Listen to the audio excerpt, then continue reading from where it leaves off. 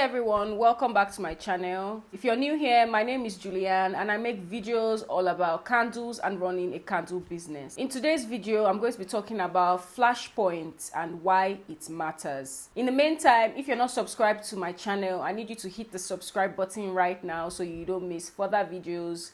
And like, what are you even doing if you're not subscribed? So hit the subscribe button right now, like this video, and let's get straight into this really brief explanation of what a flashpoint really is.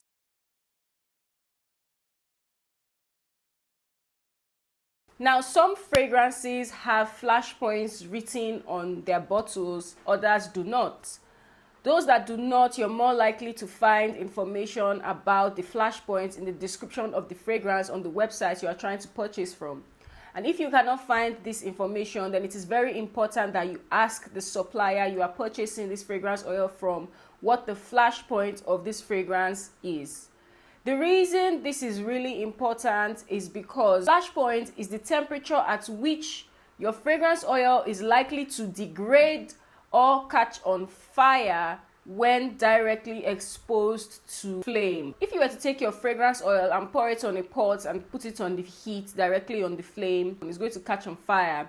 If I were to take my fragrance oil and pour it into melted wax that is above the flash point of my fragrance oil, it is going to degrade, evaporate. It's just not going to give me a strong scent as much as it would have originally if I had poured it in the right temperature.